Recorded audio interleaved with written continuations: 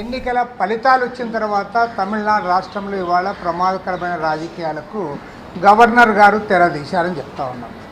ఎందుకంటే అక్కడ డిఎంకే అన్నా డిఎంకే రెండు కూటముల మధ్య టీవీకే సొంతంగా పోటీ చేసి వాళ్ళు 108 స్థానాల్లో విజయం సాధించినప్పటికీ వారిని ప్రభుత్వం ఏర్పాటు చేయడానికి ఆహ్వానించకుండా గవర్నర్ గారు అనేక రకాలైన చిక్కులు పెడతా ఉన్నారు. ఇప్పటికే టీవీకే చీఫ్ విజయ్ గారు 3 సార్లు గవర్నర్ గారిని కలిసినా సరే ఇంతవరకు ప్రభుత్వం ఏర్పాటు చేయమని ఆహ్వానించకపోవడం అనేది అత్యంత విచారకరమైన అంశము.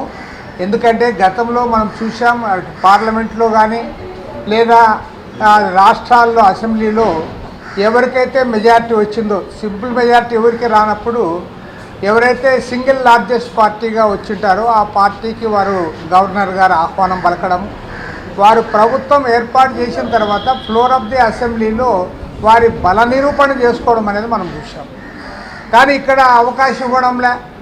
గవర్నర్ గారే మీరు లిస్టులు తెచ్చి ఇవ్వాలి, వాళ్ళ సంతకాలు ఉండాలి అని ఆయన అడుగుతూ ఉన్నాడంటే మొత్తం గవర్నర్ గారే నిర్ణయించడానికి పూనుకుంటా ఉన్నారు. ఇప్పటికే టీవీకేకు వాళ్ళకు 108 మంది సభ్యులు ఉంటే కాంగ్రెస్ పార్టీ 5 మంది, సిపిఐ, సిపిఎం, అదేవిధంగా బీసీకే పార్టీలు ఎన్నికల ఫలితాలు వచ్చిన తర్వాత తమిళనాడు రాష్ట్రంలో ఇవాళ ప్రమాదకరమైన రాజకీయాలకు గవర్నర్ గారు తెరదీశారని చెప్తా ఉన్నాం.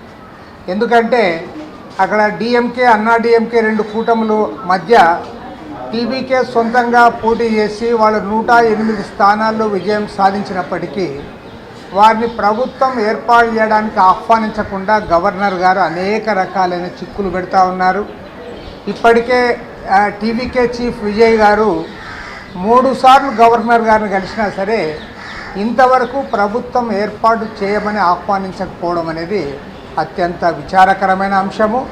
ఎందుకంటే గతంలో మనం చూసాం, పార్లమెంట్లో కానీ లేదా రాష్ట్రాల్లో అసెంబ్లీలో ఎవరికైతే మెజారిటీ వచ్చిందో, సింపుల్ మెజారిటీ ఎవరికి రానప్పుడు ఎవరైతే సింగిల్ లార్జెస్ట్ పార్టీగా వచ్చింటారో ఆ పార్టీకి వారు గవర్నర్ గారు ఆహ్వానం పలకడం, వారు ప్రభుత్వం ఏర్పాటు చేసిన తర్వాత ఫ్లోర్ ఆఫ్ ది అసెంబ్లీలో వారి బల నిరూపణ చేసుకోవడం అనేది మనం చూసాం.